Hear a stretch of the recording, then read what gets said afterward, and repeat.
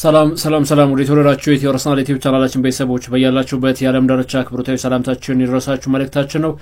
ከአርሰናል ዩቲዩብ ቻናል ለሰዓት ወደ እናንተ ለማድረስ የመረጥናቸውን አጫጭር አርሰናላዊ ጉዳዮችን ከዚህ እንደሚከተለው እንግዲህ ማስደመጣችንን አሁን ብለን የምንጀምር ነው የሚሆነው። በቅድሚያም ለመላው ክርስትና እምነት ተከታዮች እንኳን ለትንሳኤ በዓል በሰላም አደረሳችሁ ማለትም እንወዳለን። እንግዲህ ትናንትና የትንሳኤ በዓል በክርስትና እምነት ተከታዮች ዘንድ በደማቅ ሁኔታም ተከብሯል። ትናንትና በመረጃ አልተገናኘንም። ስለዚህ ዛሬ እንኳን አደረሳችሁ እያለን ወደ ተቀዳሚ ጉዳዮቻችን በቀጥታ የምናመራ ነው የሚሆነው። ትናንትና መድፈኞቹ አርሰናል ከሜዳቸው ውጭ ተጉዘው ኢፕስዊች ታውንን የጋበዙበት አጋጣሚ ነበር። የፕሪሚየር ሊግ የጨዋታ እንቅስቃሴያቸውን እንግዲህ ቀጥለው ሲያከናውኑ 4 ጎል የተቆጠረበት አርሰናል ጥሩ የሚባል እንቅስቃሴን ያሳየበት የጨዋታ ሂደት ነበር። በዚህም ጨዋታ እንግዲህ በብዙ አይነት መልኩ መመልከት የምንችላቸው ጉዳዮች አሉ። ትናንት በጨዋታው ላይ እንግዲህ በተለይ ሚኬል አርቴታ የተጠቀማቸው ታክቲካል ጉዳዮችንም መለስ ብለን መቃኘት መለስ ብለን መመልከት ይጠበቅብናል። ያው ቀጣይ የአርሰናል ትልቁ የጨዋታ እንቅስቃሴ በኤምሬትስ ስቴዲየም ከክሪስታል ፓላስ የጨዋታ እንቅስቃሴ ማግስት ማለት ነው በኤምሬትስ ከፓሪስ ሰን ዠርመን ጋር በአውሮፓ ቻምፒየንስ ሊግ ለፍጻሜ ለማለፍ የሚደረግ የጨዋታ እንቅስቃሴያቸውንም የሚያከናውኑ ነው የሚሆነው አይደል? ታዲያ ከዚህ ጨዋታ ጋር ተያይዞ በጨዋታው ቶማስ ፓርቴ እንደማይሳተፍና ቅጣት እንዳለበት ይታወቃል። ለመጀመሪያ ዙር ጨዋታ ሚኬል አርቴታ በፔዡ ጨዋታ እንግዲህ ከአማካይ መስመሩን ማን ሊመራልኝ ይችላል በሚለው ጉዳይ ከወዲሁ የተለያዩ እንግዲህ ከፍልስፍናዎችን እየተፈላሰፈ ነው የሚገኘው። በዚህም በአማካይ መስመሩ ላይ ትናንትና ጨዋታውን ከተመለከታችሁት ዴክላን ራይስ፣ ማርቲን ኦዴጋርድ እና እንደዚሁም ደግሞ የማጥቃት ዞኑን በሰሞን ቀን እንግዲህ ሲመራ የነበረው ሚኬል ሜሪኖን ወደ ኋላ መልሶ በአማካይ መስመር ላይ ካሰለፈ በኋላ ሊያንድሮ ትሮሳርድ የማጥቃት እንቅስቃሴውን እንዲዘውርለት ያደረገበት አጋጣሚ አለ። ተወደደም ተጠላም የአርሰናል ይሄ የፊት መስመር ላይ የነበሩ ትናንትና ስድስቱም ተጫዋቾች ፓሪስ ሰን ዠርመንን አርሰናል ሲጋብዝ የሚጠቀማቸው ተጫዋቾች መሆናቸው እርግጥ ነውና በጨዋታ መሃልም እንደዚሁ ሚኬል አርቴታ ቅያሬዎችን ሲያደርግ ልብ ብላችሁ ከተመለከታችሁት ሉዊስ ስኬሊን ቀይሮ አስገባ በሚኬል ሜሪኖ። ከዛ በኋላ ሚኬል ሜሪኖ ሲወጣ ሉዊስ ስኬሊ የአማካይ መስመሩ ላይ ነበር ቆይታዎችን ያደረገው። ስለዚህ ቶማስ ፓርቴ የሚተውን ቦታ ለመሸፈን በሚደረጉ እንቅስቃሴዎች አርቴታ ከወዲሁ የትናንትናው የኢፕስዊች ታውንን የጨዋታ እንቅስቃሴ ለመሞከር ያሰበበት ይመስል ነበር አይደለ? ምክንያቱም በአማካይ መስመር ላይ ጆርጂኒዮ ጉዳት ላይ ነው የሚገኘው፣ ቶማስ ፓርቴ ቅጣት ላይ ነው የሚገኘው። ስለዚህ በአማካይ መስመሩ ላይ ማንን ከማጋር ያጣምር ይችላል በሚለው ጉዳይ ብዙ ይጠበቅ ነበርና ትናንትና እንግዲህ ያሳየን እንቅስቃሴያቸውን የአሰላለፍ ፎርሜሽኑን የተመለከተ ሰው በቀጣይ የአርሰናል እግር ኳስ ክለብ እንግዲህ በሻምፒየንስ ሊጉ ከፔዥ ጋር በሚያደርጉት የጨዋታ መርሃ ግብር የሚጠቀመውን አሰላለፍ እንደሆነም ነው ግምቶችንም እየተሰነዘረ የሚገኘው። ከዚሁ ጋር ተያይዞ ትናንት በነበረው የጨዋታ እንቅስቃሴ እንግዲህ የቡካዮ ሳካ ጉዳትም ተያያዥ የሚነሳ ጉዳይ ነው። ታዲያ ሚኬል አርቴታ ከጨዋታው መጠናቀቅ በኋላ ስለ ቡካዮ ሳካ ጉዳት ጥያቄ ቀርቦላቸው ነበርና የተሰራበት ታክልን አላየሁትም ነበር፣ ትንሽ ፈጣን ነበር ብሎ መናገር እችላለሁ። ዳኛው እንግዲህ በጨዋታ እንቅስቃሴው ላይ ጥሩ ውሳኔ የሚባልን ወስኗል። ህመም ተሰምቶታል፣ ነገር ግን እንደመታደል ሆኖ ጉዳቱ ከባድ አይመስልም ብሏል። ነገር ግን አሁንም ቢሆን ምርመራዎች አልተደረጉለትም ቡካዮ ሳካ። እኔ ይህንን መረጃ እያጠናቀርኩ እስካለሁበት ሰዓትና ደቂቃ ድረስ እንግዲህ የቡካዮ ሳካ ጉዳት ከሜዳ ያርቀዋል አያርቀው በሚለው ጉዳይ የተሰማ ነገር የለም። ግን የሚኬል አርቴታን ቃል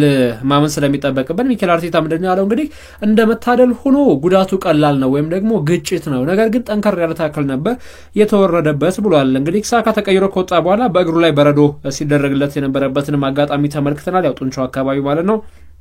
በዚህም እንግዲህ በቀጣይ የጨዋታ መርሃ ግብሮች ቡካዮ ሳካ በተለይ ሙሉ ለሙሉ ፊት ሆኖ በጨዋታ እንቅስቃሴዎች ላይ እንዲሳተፍ ይጠበቃል ማለት ነው። ነገር ግን ትናንትና በአርሰናል ደጋፊዎች በአንዳንድ ደጋፊዎችም እንደ ትችትም ሲሰነዘሩ ከነበሩ ጉዳዮች መካከል አንደኛው ሚኬል አርቴታ ግትር ነው፣ 4-0 3-0 እየመራ በተለይ በመጀመሪያዎቹ 30 ደቂቃዎች ውስጥ ኢፕስዊች ታውን ተጫዋች በቀይ አጥቶ አርሰናል 2-0 እየመራ የመጀመሪያ 45 እንደተጠናቀቀ በራሱ ሚኬል አርቴታ ወሳኝ የሚባሉ ልጆችን ማሳረፍ መቻል ነበረበት። እስከ 73ኛው ደቂቃ ድረስ ቅያሬዎችን ለማድረግ መጠበቅ አልነበረበትም የሚሉ በጣም በርካታ ሐሳቦች የተሰነዘሩ ነው የሚገኘው። ነገር ግን አሁንም ቢሆን የሚኬል አርቴታ ግትርነት ነው ብሎ ለመናገር እንዳንደፍር የሚያደርገን ደግሞ ተጫዋቾች ይውላችሁ ማርቲን ኦዴጋርድም ሆነ ዴክላን ራይስ ቡካዮ ሳካም ጨዋታዎችን መጫወት አለባቸው። ጨዋታዎችን መጫወት የማይችሉ ከሆነ ማች ፊትነሳቸው ዝቅ ይላል። እረፍት ሲባል በብዙ መልኩ የማች ፊትነስ ጉዳዮችም አብረው ሊታሰቡ ይገባል። ምክንያቱም ከጨዋታ ሪትም ተጫዋቾች እንዳይወጡ በየጨዋታ እንቅስቃሴው ላይ በቂ መጫወቻ ደቂቃዎችን ሊያገኙ ይገባል። ነገር ግን ያው በሁሉም የጨዋታ እንቅስቃሴዎች ላይ መሳተፍ የለባቸውም ከሚሉት መካከል አንደኛው ነኝ። ነገር ግን ተደራራቢ ጨዋታ እስከሌለ ጊዜ ድረስም ተጫዋቾችን ብቁ አድርጎ ማሳተፍ ወሳኝነቱ የጎላ ነው የሚሆነው። ያው ትላንትና እንግዲህ ከአርሰናል በጨዋታው 4-0 በሆነ ውጤት አሸንፎ የወጣበትን አጋጣሚ ነው በሰፊ እየተመለከትን የምንገኘው። ጨዋታው ከተጠናቀቀ በኋላ እንግዲህ ሊያንድሮ ትሮሳርድ እዚህ ደረጃ ላይ የደረስነው እንግዲህ ያለ አንድ ምክንያት አይደለም፣ እዚህ ያለነው በምክንያት ነው። እንድናሸንፍ ተነሳሽነታችን ከፍ እንዲል አሰልጣኛችን ጥሩ ስራዎችን እየሰራ ነው። ይበልጥ ደስተኛ የሚያደርገን ደግሞ ጎሎችን አስቆጥሬ ቡርኔን እንግዲህ እንዲያሸንፍ በመጋበዝ ነው ብሏል። በቻምፒየንስ ሊጉም አሪፍ የሚባል ጉዞ ወይም ደግሞ አሪፍ የሚባል ግስጋሴ ላይ ነው የምንገኘው። ስራዎቻችንን እየሰራን ነው። አሁንም ቢሆን በራሳችን መተማመን ተስፋ ሳንቆርጥ መስራት መቻል አለብን። ያሚሆን ከሆነ የመጨረሻውን ሳቅ እንግዲህ ለመሳቀም እንታደላለን የሚል አይነት አስተያየትንም የሰጠበት ጉዳይ አለ ሊያንድሮ ትሮሳርድ። አሁን ትናንትና እንግዲህ 2 ጎሎችን ማስቆጠር መቻሉ ይታወቃል። ያው አንድ ሌላው አስገራሚ ነገር ወይም ደግሞ እኔን እንኳን ፈገጋስ ብሎ ያሳለፈኝ ጉዳይ አንዳንዴ በእርግጥ ተስፋ መቁረጥ አያስፈልገውም ሊባል ይችላል። ግን ደግሞ ሊያንድሮ ትሮሳርድ ጨዋታው ካጠናቀቀ በኋላ ምን አለ? አሁንም የፕሪሚየር ሊጉ ዋንጫ የማሸነፍ እድል አለን የሚል አስተያየትን ሰጥቷል። ያው ቀጣይ እንግዲህ ከሊቨርፑል ከቶተንሃም ሆትስፐርስ ጋር ነው ጨዋታውን የሚያደርገው። በዛ ጨዋታ ላይ ሊቨርፑል የሚያሸንፍ ከሆነ የፕሪሚየር ሊጉ ሻምፒዮን መሆኑን ያረጋግጣል። ያን ጨዋታ ደግሞ ባቻ ውጤት የሚያጠናቅቅ ከሆነ ከቸልሲ ጋር በሚያደርገው ጨዋታ ያረጋግጣል። ቸልሲንም ራሱ ማሸነፍ የማይችል ከሆነ ሊቨርፑል ቀጣይ ጨዋታውን የሚያደርገው ከአርሰናል ጋር ነው። ሊቨርፑል ጠንካራ የሚባሉ መርሃ ግብሮች አሉበት በፊክስቸር ደረጃ። ግን ደግሞ አርሰናል 100% ዋንጫ የማሸነፍ እድሉ ኦሬዲ ወደ 0 ዝቅ ያለበት አጋጣሚ አለ። ቀጣይ 5 ጨዋታዎች ናቸው የሚቀሩት። 33ኛ ሳምንት ተደርጓል። ሊቨርፑል የሚያስፈልገው 2 ነጥብ ነው። ስለዚህ የፕሪሚየር ሊጉ ዋንጫ አሸንፏል። ሊያንድሮ ትሮሳርድ ግን እንደዛ ማሰብ አልፈለገምና አሁንም የፕሪሚየር ሊጉን ዋንጫ የማሸነፍ እድላችን ከፍተኛ ነው የሚል አስተያየቱን እንግዲህ ኢፕስዊች ታውንን ካሸነፈበት የጨዋታ እንቅስቃሴ በኋላ አስተያየቱን ሰጥቷል። ሚኬል አርቴታ ማያይዘው ስለ ዴክላን ራይስ እንደዚሁ ሀሳቡ ሲሰጥ አማካኝ ስፍራ ላይ እንግዲህ በ3 በተለያዩ ቦታዎች ላይ መጫወት የሚችል ተጫዋች መሆኑ እጅግ የተጫዋቹ አስደናቂ እና እንደዚሁም ደግሞ ልዩ የሚያደርገው ብቃቱ ነው ሲልም አወድሶታል። ዴክላን ራይስ እንግዲህ ከ105 ሚሊዮን ፓውንድ ሲወጣበት ያለ ምክንያት አይደለም አይደል? ይሄንን የመሰለ ፐርፎርማንስ የሚያሳይ ልጅ በተለይ በሪያል ማድሪዱ ጨዋታ ስንት ሳምባ ነው ያለው ይሄ ልጅ እየተባለም ነበር። በጣም የሚያስደንቅ የሚያስገርም እስከ ጥግ ድረስ የመፋለም ወኔ ያለው ተጫዋች እንደሆነ በደንብ ያስመለከተን የጨዋታ ሂደት ነበር። ለማንኛውም እንግዲህ ተጫዋቹ በሜዳ ላይ በሚያሳያቸው የተጋድሎዎቹ ወይም ደግሞ ለአስጨራሽ እንቅስቃሴዎች ከበርካቶች ዘንድ የአድናቆት መልእክትም እየተላከለት ነው የሚገኘው። የኢፕስዊች ታውን ዋና አሰልጣኝ ኬረን ማኪና በዚህ ዓመት እንግዲህ ከገጠምኳቸው ቡድኖች መካከል እንደ አርሰናል እጅግ በጣም በልህቀት ደረጃ ላይ የሚገኝ ቡድን አላስተናገርኩም ወይም አልገጠመኝም ብሏል። እንግዲህ ኬረን ማኪና በፕሪሚየር ሊጉ ከሚገኙ በተለይ ታክቲክን በደንብ ይረዳሉ ተብሎ ከሚነገርላቸው አሰልጣኞች መካከል አንደኛው አሰልጣኝ እንደሆነ ይነገርለታል። ያሰልጣኝና በተለይ አርሰናል እንግዲህ በዚህ ዓመት እያሳዩ የሚገኙት ፐርፎርማንስ ከኛ ጋር በሚያደርጉት ጨዋታ በተለይ የሚያሳያቸው እያንዳንዱ እንቅስቃሴዎች ምህረት የለሽ ናቸው እና በጣም ወጥ የሚባል ቡድን ነው የሚል አስተያየቱንም እንደዚሁ የሰጠበት ጉዳይ አለ። ትናንትና እንግዲህ ከአርሰናል ማሸነፉን ተከትሎ ኢፕስዊች ታውን ሳውዛምፕተን እና ሌስተር ሲቲ በመጡበት ዓመት ወደ ታችኛው የሊግ እርከን መውረዳቸውን ያረጋገጡበትን አጋጣሚ ነው የተመለከትነው። ያው በጨዋታ እንቅስቃሴ እንግዲህ ከአርሰናል ጥሩ የሚባል የጨዋታ ሂደትንም የከወነበት አጋጣሚ ነበር። ጋብሪኤል ማርቲኔሊ እስካሁን እንግዲህ ጎል ባስቆጠረባቸው ጨዋታ አርሰናል ሽንፈትን አላስተናገደም። ማርቲኔሊ ባስቆጠረባቸው 44 ጨዋታ አርሰናል 37ቱን አሸንፎ ቀሪዎቹን ጨዋታዎች ደግሞ ባቻ ውጤት ነው ማጠናቀቅ የቻለው። ስለዚህ ጋብሪኤል ማርቲኔሊ ጎል ካስቆጠረ አርሰናል በጣም ቆንጆ የሚባል ቁጥሮችን ያስመዘግባል ማለት ነው። ሌላው የጃኮብ ኪየር ጉዳይ ነው። ጃኮብ ኪየርም እንደ ጋብሪኤል ማርቲኔሊ ሁሉ ሽንፈቶችን የማያውቅ ተከላካይ ነው። በተለይ ጃኮብ ኪየር በቋሚነት በተሰለፈባቸው እንግዲህ ከአጠቃላይ 21 ጨዋታ በሁሉም ማለት ነው ሽንፈት ያልገጠመው ተጫዋች ሆኗል። የፖላንዳዊው የመሃል ተከላካይ 21 ጨዋታዎችን አድርጓል። 6 ጨዋታ ባቻ ውጤት አጠናቋል። 15 ጨዋታዎችን ደግሞ ድል ሲያደርግ ከተሰለፈባቸው 21 ጨዋታዎች ደግሞ 10ሩን በክሊን ሺት ያጠናቀቀበት አጋጣሚ አለ። ጃኮብ ኪየር በጣም አስደናቂ የተከላካይ መስመር ሰላፊ ተጫዋች ሆኗል። በዚህም እንግዲህ በርካቶችም አድናቆቶቻቸውንም እንደዚሁ እየቸሩት ነው የሚገኘው ፖላንዳዊ የተከላካይ መስመር ሰላፊ ተጫዋች ጃኮብ ኪየር። በተለይ ጋብሪኤል ማጋሌሽ ጉዳት ካስተናገደ በኋላ እንግዲህ ከአርሰናል ብዙ ጥያቄ ይነሳበት ነበር።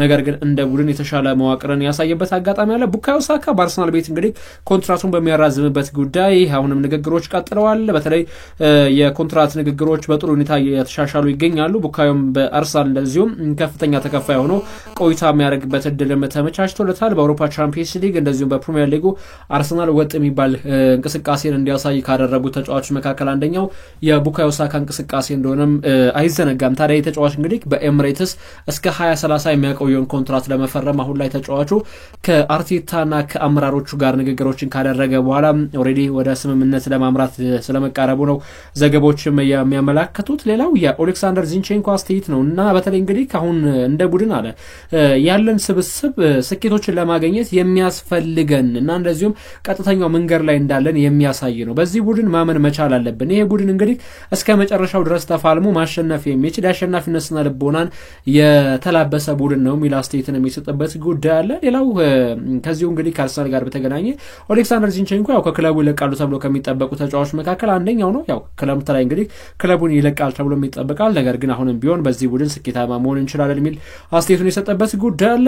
ወደ አጫጭር ጉዳዮቻችን ልውሰዳቸው። ሚኬል አርቴታ አሁን ላይ እንግዲህ የቶማስ ፓርቲን ጉዳይ በተመለከተ በክለቡ እንዲቆይለት ይፈልጋል። ቶማስ ፓርቲ በእርግጥ የስፖርቲንግ ዳይሬክተሩ አንድሪያ ቤርታም ቢሆን እንግዲህ ለሚኬል አርቴታ በጠየቁ ጥያቄ መሰረት ስፓኒያዊ አሰልጣኝ አሁን ላይ በፕሮግረሳችን ውስጥ እንግዲህ ሁሉም ተጫዋቾቻችን ጉልህ አስተዋጽኦ ይኖራቸዋል። አንድሪያ ቤርታም ከዚህ ጋር እንግዲህ ክለቡን በተለይ የሚጠቅሙ ውሳኔዎችን ለመወሰን ዝግጁ የሆነ ሰው ነው። እንደዚሁም ደግሞ የኔን አመለካከት ምንድነው ካላችሁኝ ግልጽ ነው።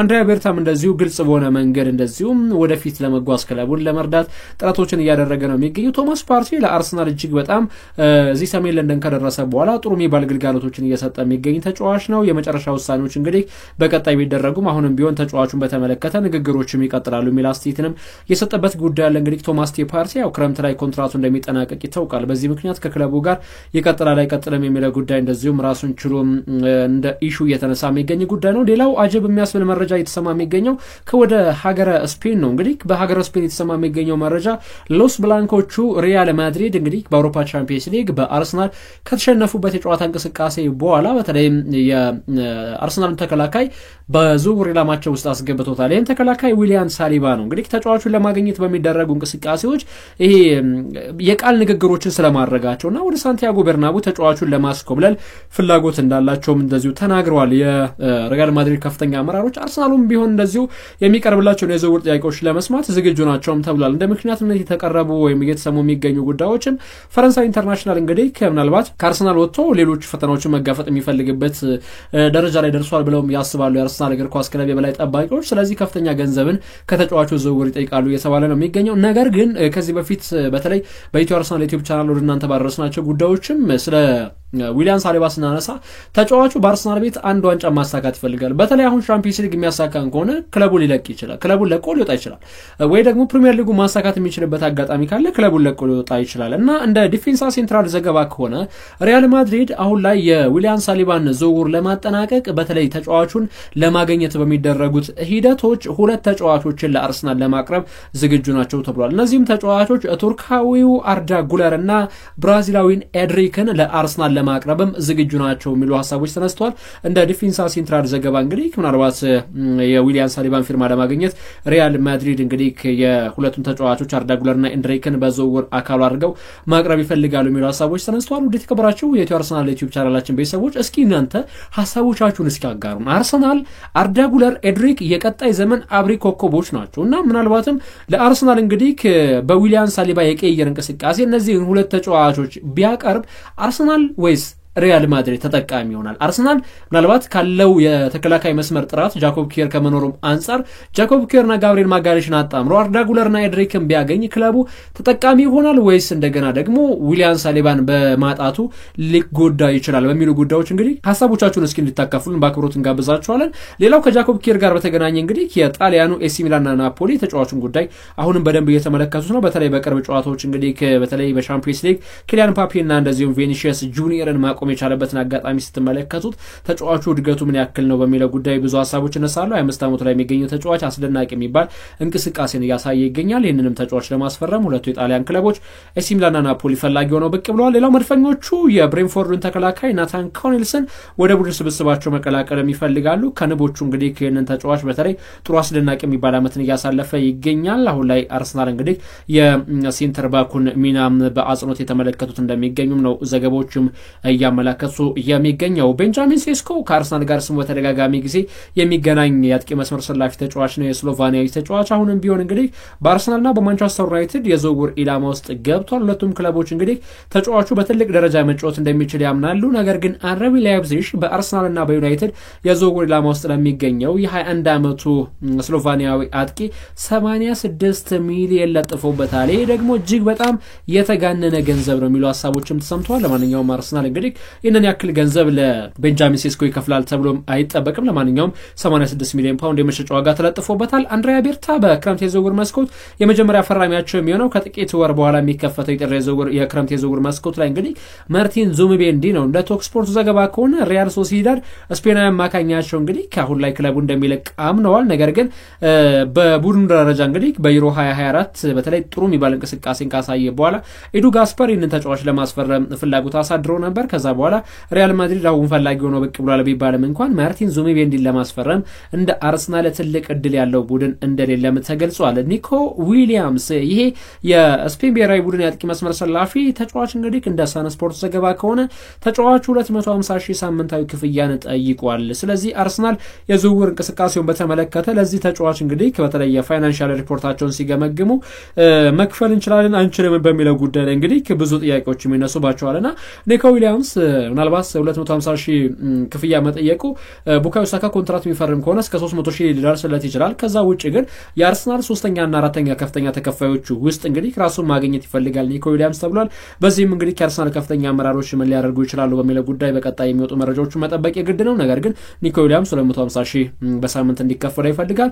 በመጨረሻ ማንቸስተር ዩናይትድ እና አርሰናል የአንቶኒዮ ሲሜኒዮን ጉዳይ በተመለከተ ተጫዋቹን እንግዲህ እየገመገሙት ይገኛሉ። በእርግጥ ከአርሰናልና ከዩናይትድ በላይ ቸልሲና ማንቸስተር ሲቲ ብሎም ሊቨርፑል ይህንን የበርንማውዝ የአጥቂ መስመር ሰላፊ ተጫዋች በዝውውር ኢላማቸው ውስጥ እንዳስገቡትም ይታወቃል። ስካይ ስፖርት ይዞት የወጣው ዘገባ እንደሚያሳየው ከሆነ እንግዲህ ማንቸስተር ዩናይትድ እና አርሰናል ግን የተጫዋቹን ፊርማ ለማግኘት ሞር የተሻለ ድል ያላቸው ክለቦች ናቸው ይለናል። እንደ ምክንያትነት የተሰሙ የሚገኙ ጉዳዮች እንግዲህ ምንድናቸው? ተጫዋቹ በተለይ በቂ የመጫወቻ ደቂቃዎችን ማግኘት ይፈልጋል። ለዚሁም እድገቱን የሚያፋጥኑለትን ክለቦች መቀላቀል ይፈልጋል የሚሉ ሀሳቦችን እንደዚሁ ያጋራበት ጉዳይ አለ። ለማንኛውም እንግዲህ ኩዳ አድማጮቻችን በኢትዮ አርሰናል ዩቲዩብ ቻናል ተዘጋጅቶ ወደ እናንተ የቀረበው የዕለተ ሰኞ ስፖርታዊ ጉዳዮቻችን እንዲባደመጣቸው መልኩ እናጠናቃቸው። ረጅም ሲሆኑ ብዙ አሰልች ይሆናሉ መረጃዎች። ስለዚህ እነዚህን ጉዳዮች በዚህ እናጠናቃቸውና በቀጣይ በሌላ አርሰናላዊ ጉዳዮችም ተመልሰን የምንገናኝ ነው የሚሆነው። ለቻናላችን አዲስ ከሆናችሁ ግን ሰብስክራይብ ማድረጋችሁን እንዳትዘነጉ። እንደዚሁም ደግሞ የላይክ በተኑንም እንደዚሁ ያልተጫናችሁ ካላችሁ የተጫናችሁ ቤተሰብ እንድትሆኑ በአክብሮት እንጋብዛለን። ሐሳብ አስተያየቶቻችሁን አካፍሉን። ለዛሬ ከኢትዮ አርሰናል ዩቲዩብ ቻናል ወደ እናንተ የደረሰ ጉዳይ እንዲባለ መልኩ አጠናቀቅን። ሰላማችሁ ብዝት ይበል።